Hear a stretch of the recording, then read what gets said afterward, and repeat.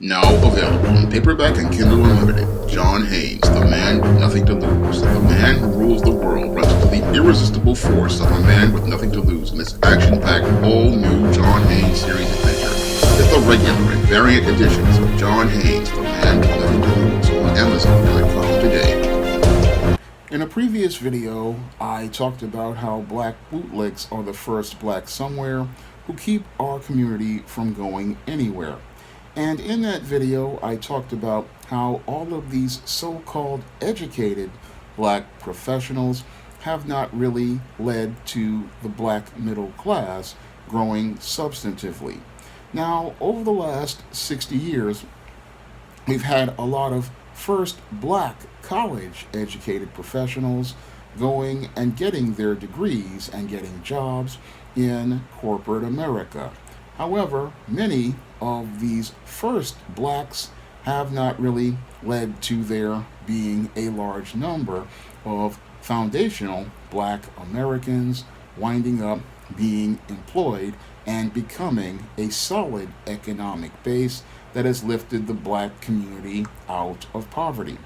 And this is where I have to ask the critical question, what good is a first black if that first black cannot replicate their success to create a larger black community? Because just being the first black person with a college degree and a good job does not make it where we're seeing any sort of results as related to the economic growth of the black community, or leading to many more foundational black Americans getting any sort of economic empowerment. Now, this was the narrative that was pushed to foundational black Americans back in the civil rights era. If you went out here and got your college degree, you went out here and got your good job, you would be a productive member of society. And we see that many of our foundational brothers and sisters who have gone out here and gotten college degrees, like I have not really seen that happen in our lives. And it really hasn't happened because instead of us working together as a collective, what happened was we got a lot of these first black baby boomers who became the bootlick class. And as this bootlick class grew, it became a buffer group, and your white supremacy used this buffer group to create a wall to keep other foundational black Americans out of the job market. Now, this group of foundational bootlicks, they are out here, they've got their college degrees from top universities. They were the first black and of somebody who was somewhere, but they always created a wall to keep other foundational black Americans from going anywhere, because they figured they got theirs and they would just screw everybody else, and all they wanted to do was keep getting theirs because they were just content with them getting their crumbs from the master's table. So they weren't interested in going out here and trying to help the next brother or the next sister come up, because they were getting what they wanted, and what they wanted was not economic empowerment. No, what they wanted was social currency, because as long as they were getting the positive attention from your white supremacist, they were content with whatever small job they had, and they didn't think about trying to advance the race. It was all about them being the center of the white supremacist attention and being the apple of their eye. And that's why I say we have a black bootleg problem, because in an age where we've already had many black CEOs, many black congressmen, many black senators, a black president, and 2 black Supreme Court justices, most foundational black Americans are not seeing any sort of progress, because your black bootlicks are the ones who get all the success, and then the black bootlick keeps anyone from getting any success. because your black bootlick is not about empowerment. No, your black bootlick is about seeking out the social currency of white validation and approval, and that intangible means more to them than bringing tangibles back to foundational black Americans. And that's not the way the rest of the world works. I mean, when you have Hispanics who come into an economic space, you have Asians and Arabs and Indians who come into an economic space, their goal is not about getting social currency and attention and approval from white people. No, their goal is after they get their job is to economically empower the other people in their community because they understand the concept of strength in numbers. And they understand that if there are more people in in a business, more people in an industry, they get control over that industry, and they can ensure that their people will wind up having secure jobs. And once they have secure jobs, they can then work towards taking over that industry, and they can turn that industry into a wealth base. Unfortunately, many of your black bootlicks, they don't value wealth. No, they value social currency more than wealth, and they value getting the attention of your white supremacists more than they value going out here and having a strong black economy, because your black bootlick, all they want to do is be in the presence of white supremacists, and all they want to do is go out here and be able to flash all of their expensive designer clothes, their expensive cars, and they want to live the high life to say to the world that they are in a better place. And as members of a talented 10th, they want to be able to rub it in the face of other foundational black Americans that they have a superior position in white supremacist society. But that does nothing for foundational black Americans, and it does not allow the race to advance as a collective. So we have to get out of the whole mindset of being the first black or celebrating the first black, because if the first black is not actively looking to go out here and empower other black people, and they are of absolutely no use to us as a collective. Because if that first black is nothing more than a bootlick and a minstrel, then that black bootlick is of no use to us at all. I mean, they're just absolutely useless at that point, because this bootlick, they are not acting in the interest of the black community as a collective, and because they think of themselves as individuals, they have no interest in looking out for the best interest of the group or looking out for the best interest of the economics of the collective. No, this person thinks that, oh, I'm going to be the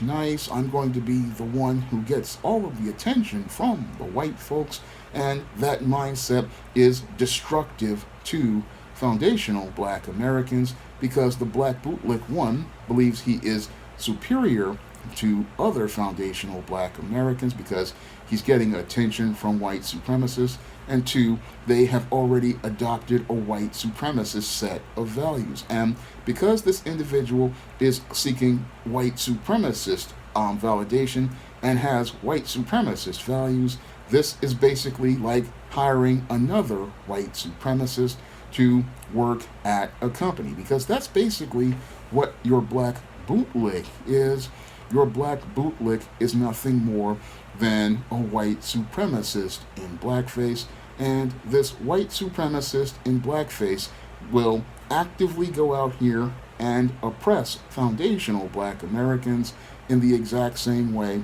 that a white supremacist would go out here and oppress black people. Because when you look at the track records of many of these black bootlicks, their track records are equal to that of a white supremacist, And many of the phrases that many of these bootlicks use are the exact same phrases that white supremacists use. Many of your black bootlicks will come out here telling foundational black Americans to pull themselves up by their bootstraps. Many of them will say that we need to go out here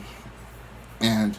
go out here and help ourselves, and many of them will actively do things like support policies and that are written and unwritten, like the HR brick wall, that are designed to keep foundational black Americans out of jobs, keep foundational black Americans from growing businesses, and keep foundational black Americans from getting any sort of economic empowerment. Many of these policies, they wind up being enforced by these white supremacists in blackface who are all about making their policies so-called fair, not understanding that every policy that they support is actually unfair to foundational black Americans. So when I look at this problem that we're having here in America, we have a serious bootlick problem here in black America, and we really need to understand that your black bootlick is just as dangerous as the talented 10th, because there's nothing more dangerous than a bootlick in a high position, because having a black bootlick in a high position allows the white supremacists to passively push representation, all while they have a black face oppressing other black people. And that is the danger of the black bootlick in any space. Many of your white supremacists can passively trot him out or her out to say, oh, I'm not a racist, I'm all about diversity, I've hired this black bootlick, but the black bootlick's values and mindset promote anti-black racism because this person believes they've got theirs, and screw everybody else. I've got my spot, and now that I've got my spot, I don't have to look out for the next brother or sister, and I don't have to go out here and help other brothers and sisters out, and creating a base of individuals who will represent the interest of the community at any sort of business, or create an industry where African Americans have control over a industry with strength in numbers, strength in skill, and strength in craft, because that is something many of your black Americans could have done with the music business. That's what black Americans could have done even with parts of the black film business, and we could have done it with the hair care market. Unfortunately, because we've got a bootlick class and a bootlick mindset that is permeating our community, many of us think of ourselves as individuals,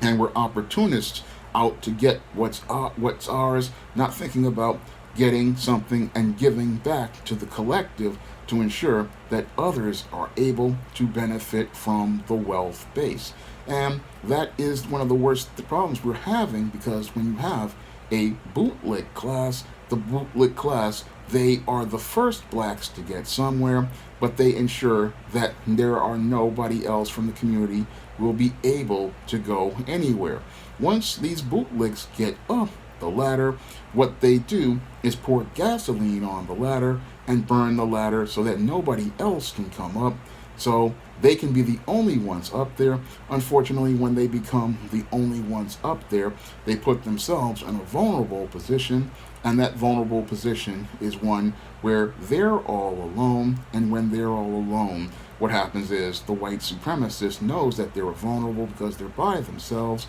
and what they do to the bootlick is ensure that they leave their position and wind up falling on their face, because the ladder that they brought them up there is no longer there, and when they fall, they crash and burn, and they have nothing there to support them. So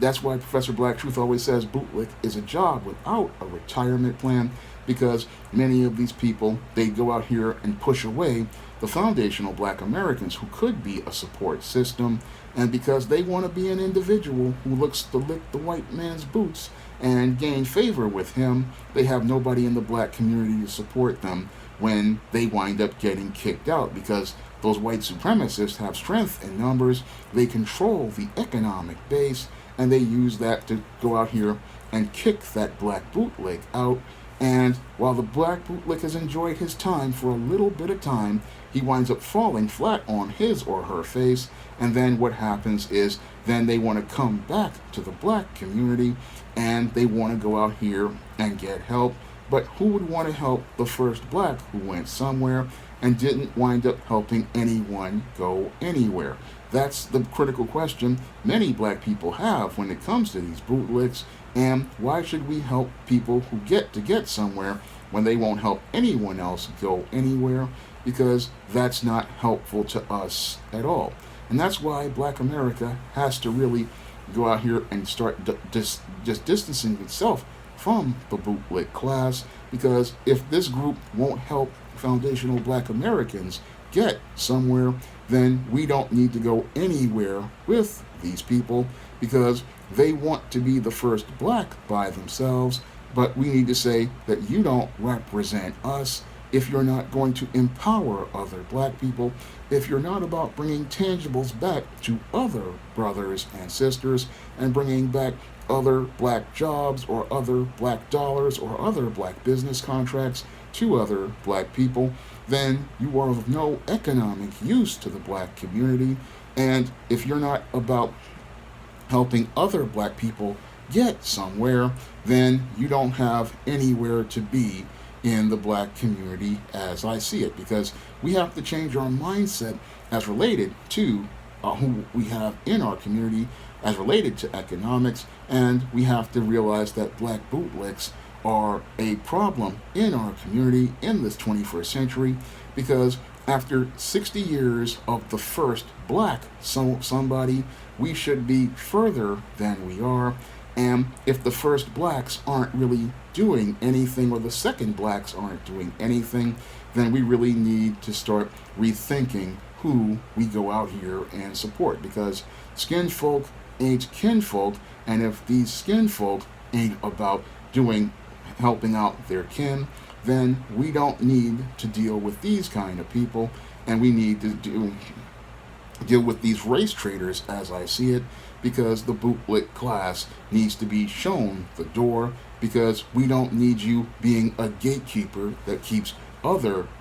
hardworking, decent, foundational black Americans from getting their opportunity. No, we need to deal with this bootlick class, and we need to deal with this bootlick class in-house, because this bootlick class is impeding the economic progress of the black community. And this bootlick class is a major problem for us, because they're out to get theirs and screw us, and we need to go out here and take them out of these positions, because we are the ones who help these people up, and it's reprehensible that they don't want to help come back and help those who help them. So when I look at Black America, we have a major bootlick problem, and we really need to start acknowledging it, because Black America invested heavily in many of these people, and many of these people are not being a good return on the investment. I mean, if there were whites who were out here and they didn't reach back for their community, those people would have been kicked out years ago. Same thing for Hispanics, Asians, and Arabs, and they don't deal with bootlick classes. If you can't go out here and bring back something for the community doesn't support you. And the same thing needs to happen here. We cannot tolerate any more of these bootlicks, because it cannot be the standard anymore for, oh, you're going to be the first black so-and-so and not do anything for black people. No, we cannot keep supporting these people and hoping, wishing, and praying that they'll acknowledge us, because we see with Barack Obama that hasn't happened. So now we have to go out here and select individuals who will go out here and actively go out here and support other foundational black Americans, because we need to start implementing an agenda for the first blacks who go somewhere, who go out here and elevate blacks in businesses and economics and politics everywhere. Now, if you want to see me make more videos like this, you can donate to my Patreon, my PayPal, or my Cash App by clicking the links in the description box. And if you want to pick up some of my positive black fiction on the SJS Direct imprint, like the ISIS series, the E-Steam series, the John Haynes series, and the books of the Spinsterella trilogy, you can find those books on Amazon.com in paperback and Kindle format. You can also find them on Smashwords, the iBooks Store, and Google Play. That's all I have to say for this video. You can comment, rate, and subscribe.